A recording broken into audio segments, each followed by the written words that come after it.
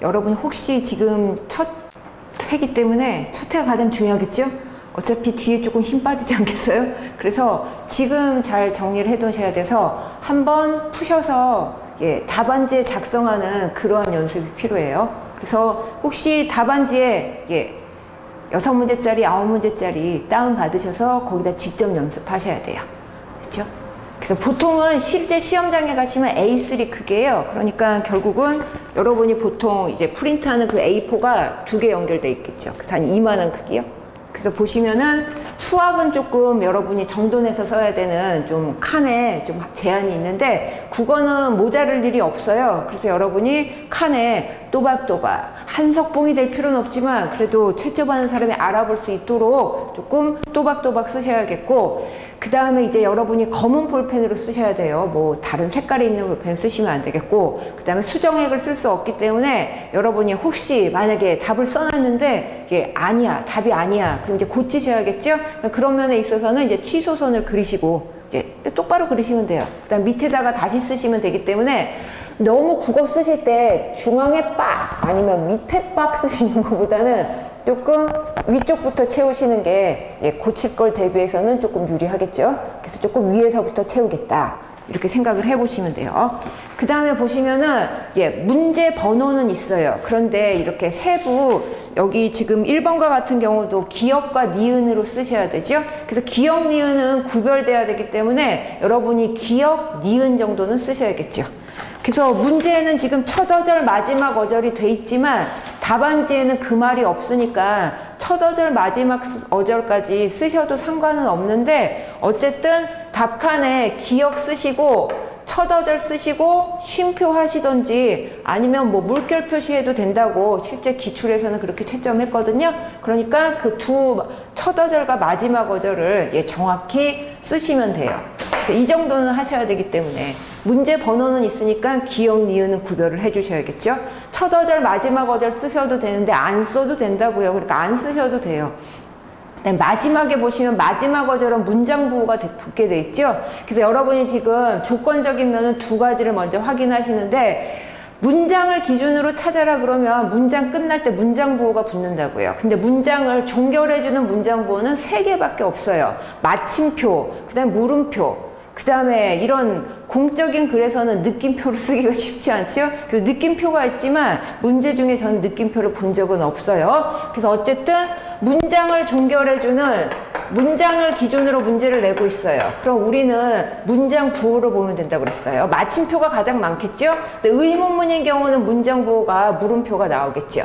그 다음에 느낌표도. 그래서 문장을 종결해주는 이 3가지 문장 부호로 문장을 구별하실 수 있으면 돼요. 그 다음에 우리가 쓸 때 마지막 어절 쓰니까 마지막 어절 쓴 다음에 문장 부호를 쓰냐 마냐 이것 때문에 고민이 될 수도 있는데 써도 되고 안 써도 돼요. 그러니까 문장 부호는 채점에 영향을 안 주기 때문에 마지막 어절만 정확히 쓰시면 되죠. 문장을 종결하는 기준은 여러분이 푸실 때 필요한 부분이기 때문에 얘를 기준으로 구별을 해서 봐라, 이 뜻이에요. 그럼 이제 한 문제씩 정리를 하시면서 다음에는 만약에 지금 화법과 작문을 틀렸어요. 그럼 2회 푸실 때는 조금 보완을 하셔서 거기서 조금 자기가 조금 약점이 되는 부분들이 있죠. 그것을 조금 보완하시는 방법으로 조금씩 오답을 조금 줄여 가셔야 돼요. 그래서 첫 번째 화작문에 가장 기본적인 유형을 드린 거예요. 이게 가장 기본적인 유형이에요. 첫 해만 한 문장을 찾아라였고, 지금 가천대 기준으로 말씀드리면 가천대가 어쨌든 약수령 논술을 가장 먼저 시작하고 가장 많은 문제형을 지금 제시를 해줬기 때문에 다른 학교도 영향을 받을 수밖에 없어요. 그래서 화법 작문의 가장 기본 문제는 한 문장을 찾아라예요. 그래서 첫 어절, 마지막 어절을 쓰는 거예요. 그랬을 때 첫 해만 한 문장이었고요. 지금 4년 차니까 작년, 재작년 모두 2문장을 찾아라였어요. 그래서 두 부분을 찾으셔서 첫 어절, 마지막 어절 쓰시는 거예요. 첫 시간이니까 할 말이 많네. 어절은 띄어쓰기죠. 갑자기 또 어절은 띄어쓰기라고요. 그런데 띄어쓰기 해도 잘 몰라. 띄어쓰기 마디. 띄어쓰기 보이잖아. 여러분이 하는 게 아니라. 그래서 첫 어절. 글자 수랑 상관이 없이요. 한 글자도 한 어절을 구성할 수 있어요. 그러니까 글자 수에 연연하지 마시고 띄어쓰기를 잘 보라고요. 그래서 마지막에 뭐 마침표가 제일 많겠죠? 그래서 첫 어절 마지막 어절 쓰는 거예요. 어쨌든 얘가 기본 문제. 그렇죠? 그럼 문제를 푸는 그러한 방법은 문학이나 독서도 마찬가지인데 어쨌든 문제를 먼저 보시는 거죠. 문제에서 답을 고를 수 있는, 답을 지금 구성할 수 있는 방향을 제시해 주니까 문제의 중요도는 50% 있어요. 제발 문제를 읽으란 얘기야. 그렇지? 문제를 너무 헛들어 보니까 실제 내용은 알고 있지만 문제에서 요구하는 그 기준에 맞춰 쓰질 않아요. 그러니까 문제를 먼저 보시고 그 다음에 보통은 제시문이라고 많이 얘기해요. 그 위에 길게 나와 있는 지문들 있죠? 그래서 그 제시문에서 답을 찾아가시는 거예요. 그럼 답을 찾아가실 때 답을 찾는 기준은 두 가지인 거죠. 첫 번째 먼저 보셔야 되는 게 문제에서 요구하는 내용을 보시는 거예요. 얘가 가장 중요하지. 하지만 두 번째 쓰실 땐 형식적인 조건을 맞춰 쓰셔야 10점을 다 가져가시겠죠. 그래서 형식적인 조건은 두 가지로 나뉘겠죠. 어디에서 찾아라. 얘 놓치지 마시라고요. 90%는 제시문에서 찾는 거예요. 하지만 10%는 보기에서 찾아라 이렇게 나왔어요. 그렇기 때문에 제시문인지 보기인지에서 얘를 거기서 찾으라고 그랬으니까 거기를 먼저 보셔야 된다는 얘기예요. 그 다음에 뒤에 형식적인 조건을 맞추셔야 돼요. 아까는 지금 화작문에 어절을 써, 그러니까 마디를 쓰는 것처럼 조건을 맞추시는 거예요. 그래서 기본적인 단어들 있죠? 어절을 맞췄어야 될지, 글자 수인 음절을 맞췄어야 될지, 지금처럼 한 문장을 기준으로 서술하는 문제도 기출문제에는 있어요. 그래서 이 정도의 단어는 여러분이 조건을, 그래서 이 세 가지를 다 충족해야지 답에 10점을 다 온전히 가져가실 수 있어요. 그럼 이제 빨리 할 수 있겠다. 처음에 있는 어떻게 풀지의 방법을 먼저 보셨어요. 학생의 말하기 방식이라고 얘기했기 때문에 학생을 중점적으로 보시면 되겠죠. 그 다음에 해당하는 문장을 위 인터뷰에서 찾는 거니까 제시문에서 찾는 거예요. 그 다음에 세 번째 마지막 확인할 게 조건이죠. 첫 어절과 마지막 어절 순서대로 쓰시오. 그렇기 때문에 첫 어절 마지막 어절 쓰셔도 되고 그거 없이 그냥 순서대로 제시를 해줘도 된다라고 말씀을 드린 거예요. 보기에 있는 거 이제 다 정리하시면 돼요.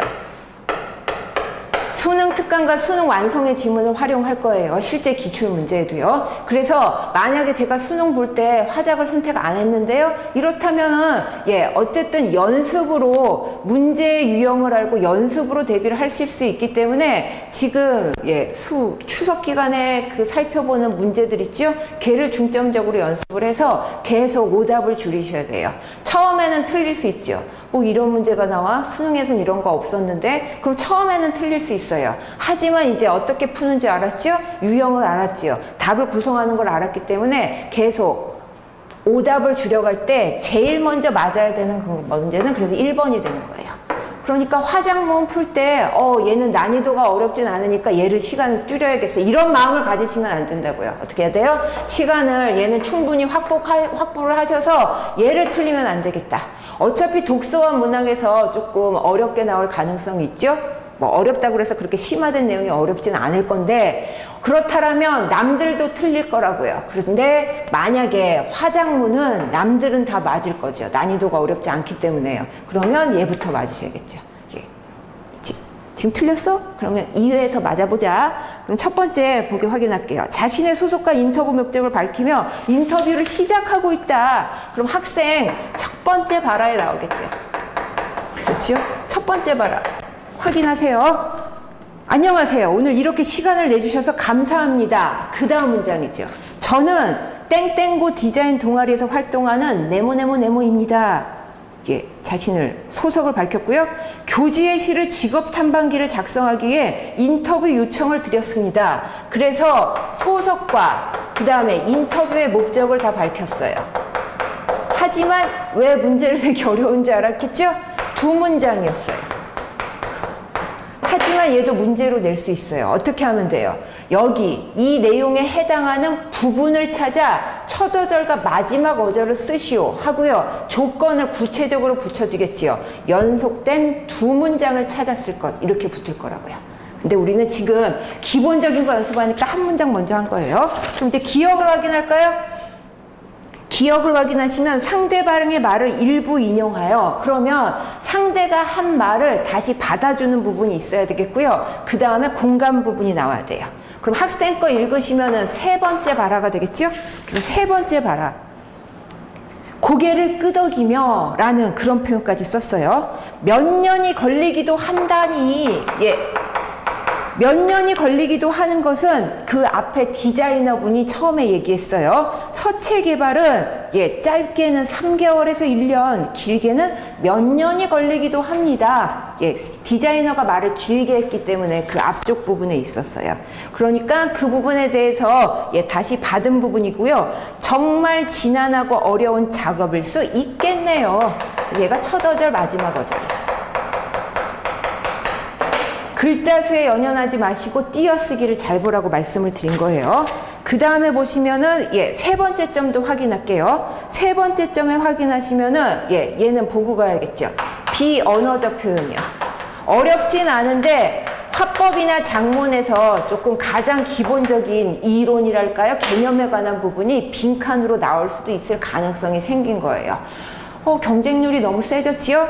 그런 다음에 예. 그렇다면 물론 허수인 아이들도 있겠지만 열심히 다른 전형으로 안 되니까 이 높은 학과를 지원한 경쟁자들도 있을 거란 말이에요. 그래서 문제가 어려워질 거로 예상해요. 하지만 문제의 이때 어려움은 국어는 어렵게 내기가 힘들죠. 아니면 길게 써야 되기 때문에. 그래서 어렵게 낸다의 그러한 내용은 두 가지로 정리할게요. 첫 번째는 기본 유형을 지금 강조드리지만 문제에 나왔던 기출 유형에 안 나온 유형이 나올 수 있다. 그게 첫 번째 어려워질 수 있는 그 부분으로 정리하시면 돼요.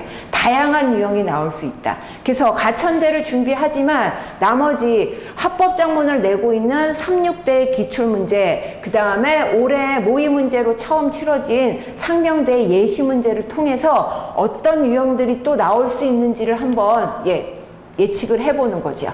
처음 당할 때만 조금 힘든 거지. 한번 이런 것도 나와? 그럼 그거에 대한 대비가 되시면 돼요. 두 번째는 배점을 왜 첫 해는 한 문장을 줬냐, 두 번째부터는 왜 두 문장으로 바뀌냐, 배점을 세분화하는 거예요. 한 문장만 찾으면은 첫 어절 마지막 어절 어떻게 돼요? 5점 5점 이렇게 배분하겠죠. 근데 두 문장을 찾으면은 이 한 문장에 5점 또 한 문장에 5점이 되기 때문에 배점을 세분화할 수 있어요. 그러니까 두 번째 어려워질 수 있다의 내용은 심화되는 게 아니라 배점을 세분화할 수 있다, 이렇게 예상을 하셔야 돼요. 그렇기 때문에 가장 기본적인 내용에 여러분이 알 수 있는 부분에 빈칸을 주겠죠. 그래서 빈칸에 나올 수 있는 내용은 제가 두 가지로 봐요. 첫 번째는 내용이요. 내용 중에 가장 핵심적인 부분을 첫 어절 마지막 어절 말고 내용으로 물어볼 수 있다고요. 그 다음에 두 번째가 이렇게 가장 기본적인 이론 부분 있죠? 그건 당연히 빈칸으로 나올 수 있으니까 이 부분을 확인하실 수 있으면 돼요. 근데 비언어적 표현, 얘를 빈칸으로 준다면 여기에 해당하는 게 두 부분 있죠? 확인할게요. 지금 학생 걸로 보시면은 학생이 아까 지금 세 번째 발화에서 뭐라 그랬어요? 고개를 끄덕이며 라는 말로 하지 않은 그러한 표현으로 의사소통을 하고 있는 거고요. 그 다음에 학생의 다섯 번째 발화 볼까요? 양손을 부딪히며 멋진 말씀이네요 라고 공감하고 감탄하는 그러한 내용을 말하지 않고도 의사소통할 수 있는 방법을 쓴 거예요. 그래서 이 두 부분의 밑줄을 거주고 여기다가 빈칸을 주겠지요. 그럼 여러분은 당연히 비언어적 표현 쓰실 수 있으면 돼요. 그 다음 니은까지 하면 되겠네. 그래서 니은에 보시면은 니은도 얘가 기억이었고요. 그렇지? 니은 확인할게요. 니은에 보시면은 현실적 상황과 관련지어 상대방이 답변한 내용의 의는 중요성이나 가치를 얘기하겠죠? 그래서 얘는 학상의 발화 다섯 번째에서 확인하시면 돼요. 양손을 부딪히며 멋진 말씀이네요 라고 공감하고 감탄해 줬어요. 그 다음에 국제화. 그렇죠? 그 다음에 고민해야 할 점인 것 같아요 라고 끝나고 있어요. 그래서 첫 어절, 끝 어절, 마지막 어절 쓰는 것으로 문제를 마무리하시면 돼요. 지문이 이 지문이 나올 수도 있죠. 제발 나와라 이런 마음으로 하시면 돼요. 그럴 때 똑같이 안 나올 수 있죠. 그런 부분에서 다른 부분까지 확인하실 수 있으면 돼요. 됐을까요? 그래서 처음이라 이렇게 또 열심히 그렇지 잔소리가 많았어요. 그럼 이제 이해할 때 어떻게 하면 돼요? 틀리지 말아야겠다. 이 부분을 점검을 하시면 돼요. 그 다음에 이제 독서를 한번 정리